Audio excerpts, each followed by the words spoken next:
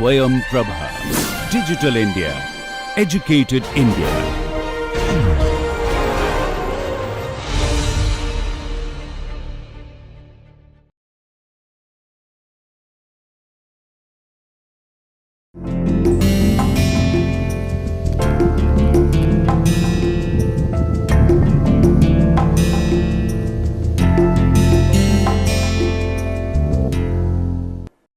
Hello, welcome to Introduction to Composites. This is the start of the second week of this course.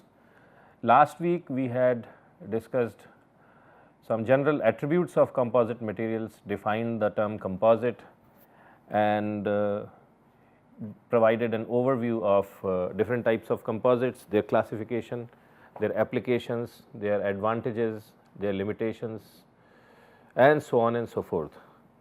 What we plan to do this week is we will have a detailed treatment on fibers, which provide in most of the composites, man-made composites, strength and stiffness. So, we will discuss different types of fibers, their properties, how these fibers are made and what kind of applications these fibers have. As we do that and if we are able to finish fibers within this week, then we will also move to the next material constituent of composites, which is matrices. So, we will again, if we have time, go into deep details of different types of matrices, their chemical structure, their material properties, applications, limitations, manufacturing processes, etc., etc. But before we start all this discussion, last week I forgot to mention the books which you may want to refer in context of this course.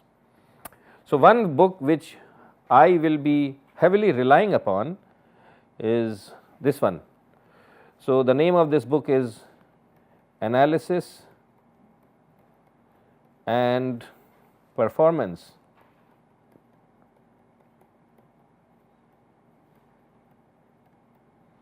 of Fiber Composites.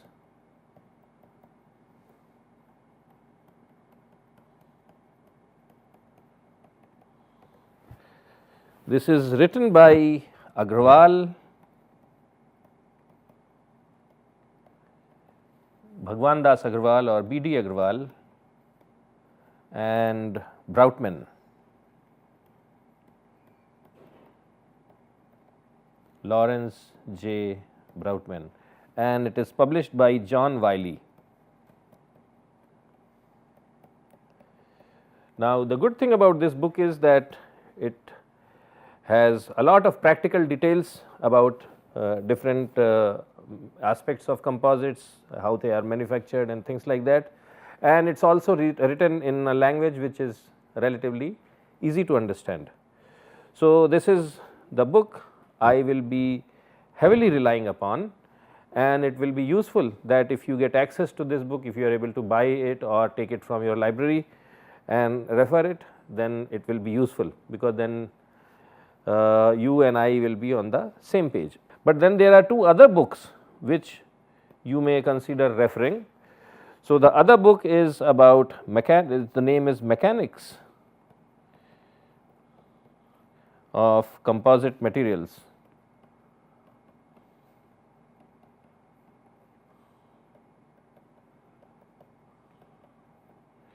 And this is a very famous written by a very famous author, R.M. Jones, and it is published by McGraw-Hill.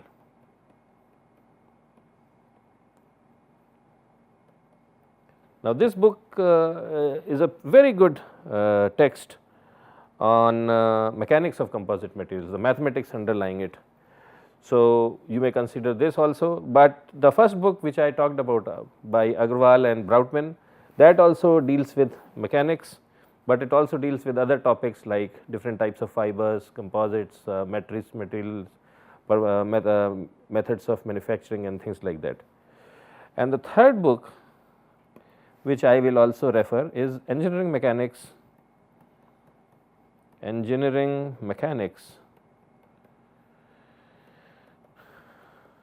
of composite materials.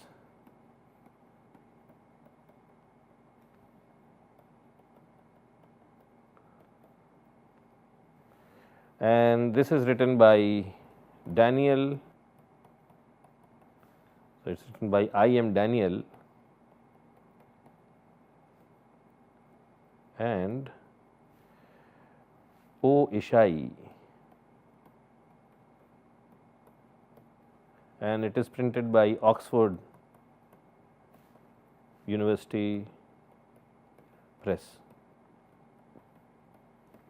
So, these are the texts, but you should at least try to get access to the first one. If you get access to others, great. So, that takes care of the books.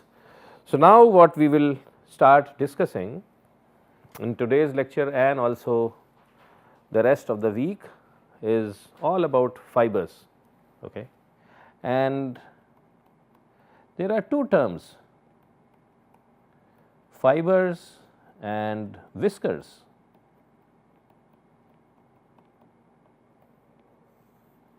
Fibers and whiskers.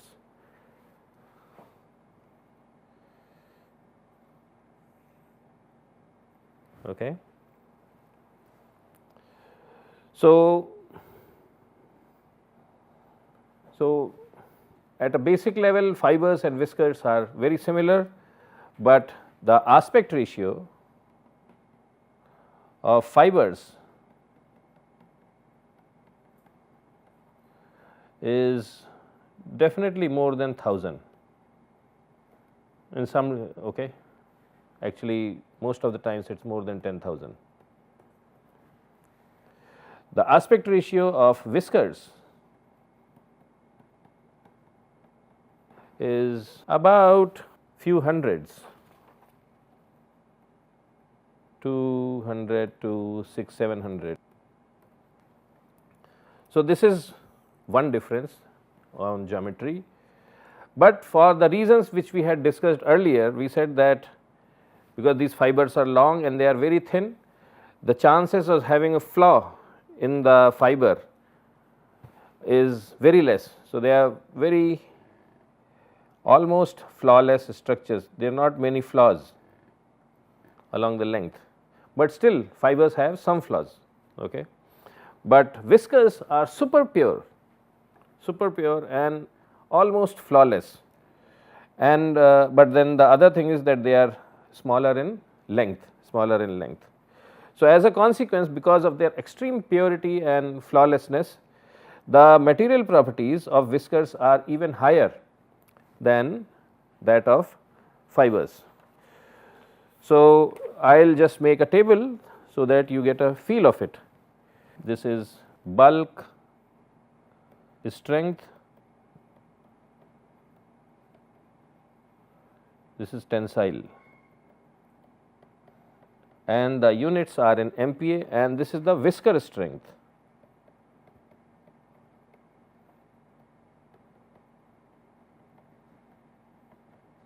Now, you can make these whiskers from different materials, you can make them from ceramics, you can make them from metals, you can make them from carbides, you can make them from non-metals such as carbon. So, we will list some of these strengths for different materials. So, the first material we will talk about is alumina. So, what is alumina? Chemically it is aluminum oxide, okay. If you take this aluminum oxide and in bulk form and you test it in tension, it breaks at about 105 to 107 MPa, megapascals. So, all this is MPa, this is also MPa, but the whisker strength is 19,000. So, significantly higher, about 200 times more than that of the bulk strength. Another material which we may consider is silicon carbide, okay, silicon carbide. Bulk strength 3.4 gigapascals or 3440 megapascals. Whisker strength again very high, 11,000 megapascals. To give you a perspective, steel, bulk steel, if you pull it, most of the steels, their strength does not exceed 1 gigapascals, 1 gigapascals or 1000 megapascals. So, alumina whisker is 19 times as strong as regular steel, some of the strongest steel, not mild steel, some of the strongest steel, and silicon carbide is about 11 times stronger than some of the strongest steel. Let us look at some whiskers made from metals. So, copper, bulk strength is 220, whisker strength 3000, and you consider iron. Iron whisker versus steel.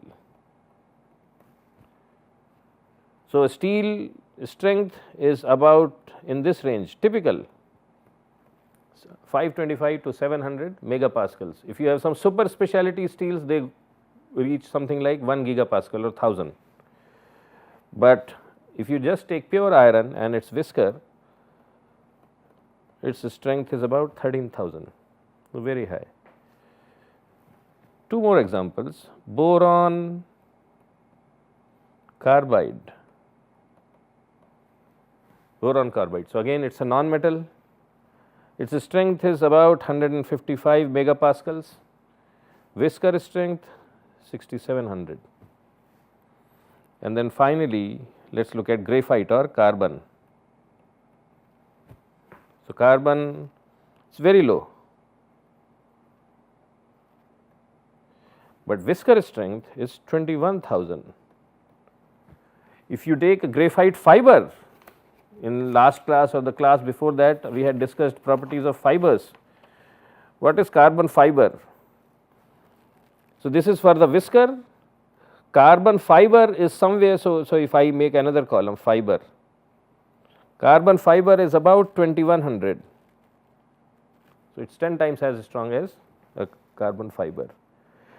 Steel fiber, so this is steel, this is about 4100. Okay, steel fiber. So, this gives you some idea. Okay. So, whiskers are super strong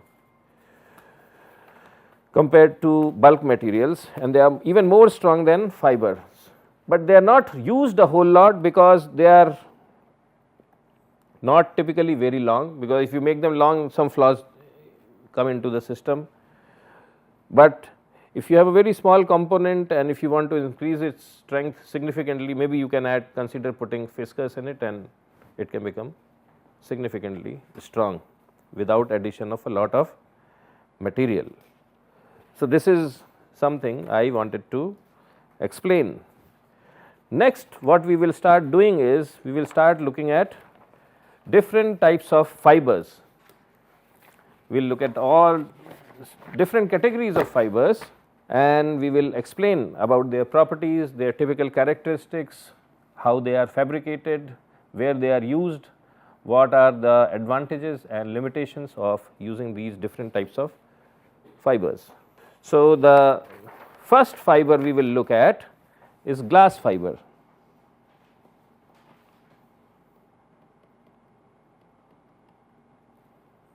Glass fiber.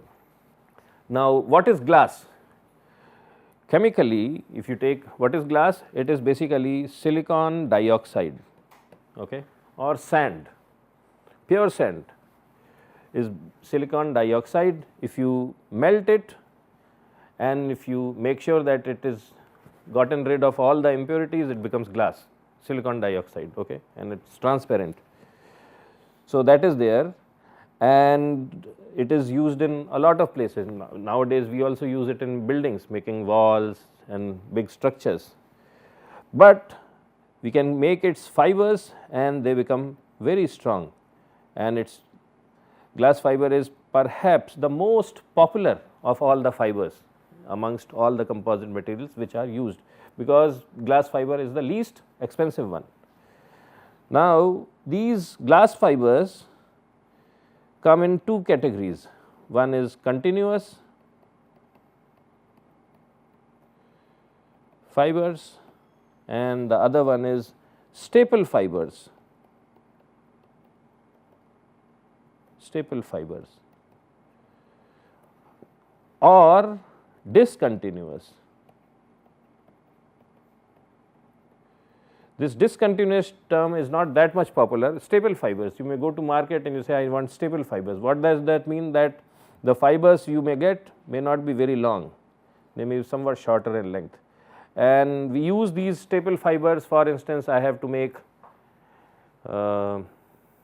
fiberglass or fiber, polyester resin. If I want, suppose I want to make some chair made up of fiberglass. So, I take polyester and I add these staple fibers to it and do a molding of that, and I get a fiberglass chair. So, we have continuous fibers. What is there in continuous fibers? The fibers are very long, and you may get these fibers in a reel or in a piece of, as a piece of cloth and things like that, and staple fibers are short in length. So, again, two advantages: low cost and high strength. Low cost and high strength. Now, these are the two categories which come in terms of length, but you can also have two different categories of SiO2 fibers. So, one way to look at them is whether the fibers are long or whether they are short. Another way to look at is the type of glass, because this glass comes in different varieties. So, one is glass fiber in terms of varieties, two, broadly speaking, two categories. There are other categories also, but one is the E glass and the other one is S glass. There are other categories also, C glass and D glass, but they are not that much used. But these are two very popular varieties, and amongst these two, E glass is much more common. It is produced in much larger volume and it is much more common. These are the advantages: low cost, high strength. Now, let us look at some limitations of glass fiber.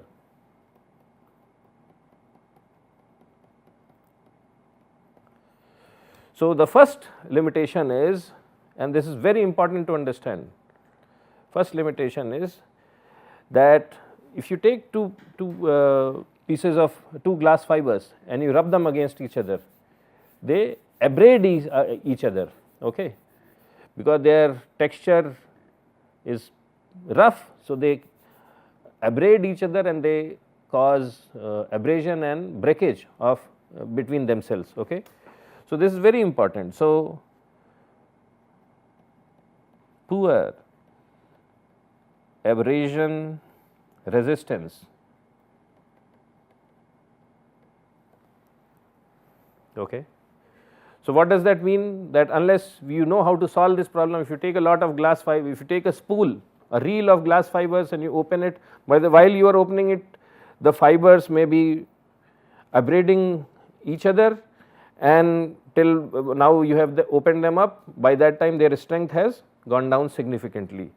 So, what that means is this causes reduction in usable strength.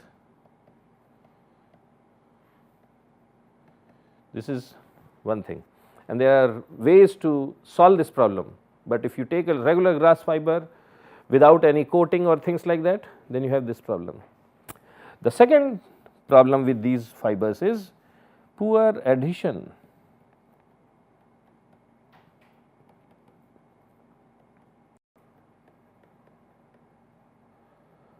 polymer matrix materials.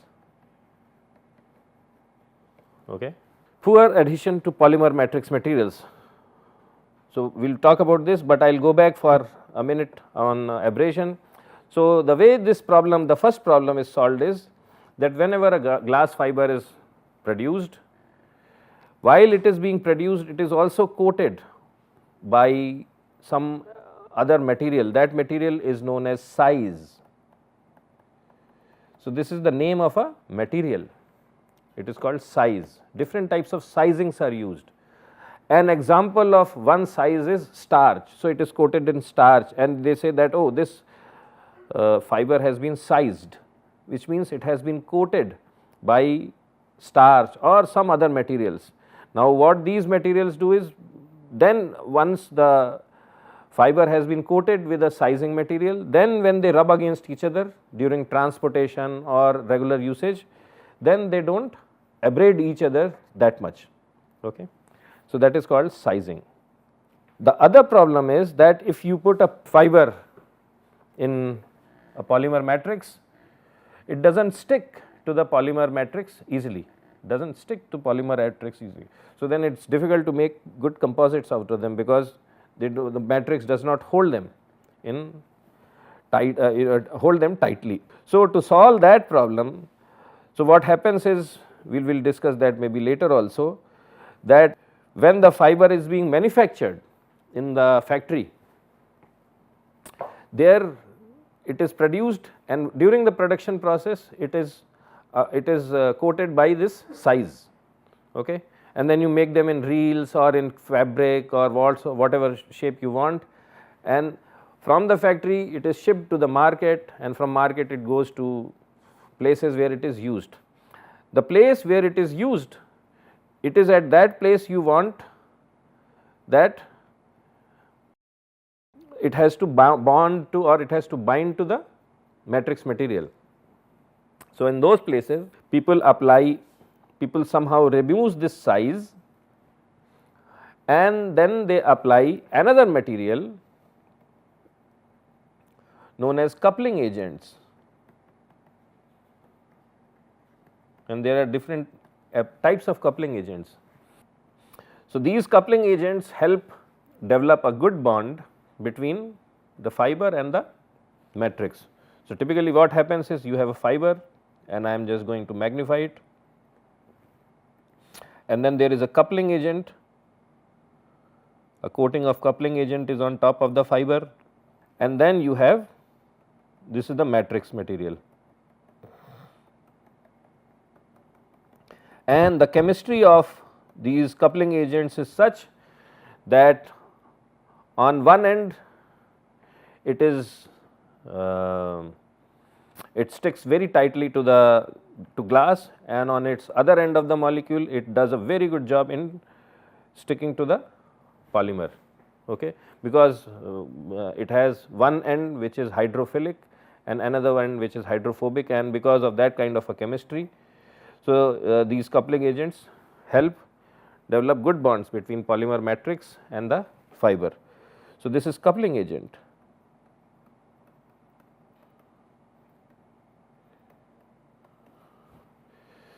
A very popular class of coupling agents are silane compounds.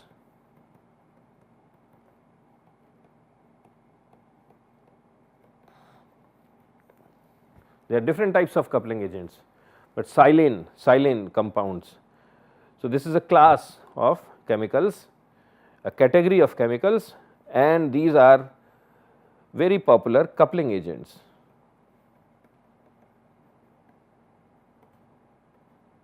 So, this is how you handle the first and the second limitation. And a third limitation of glass fibers is that poor adhesion in humid environments.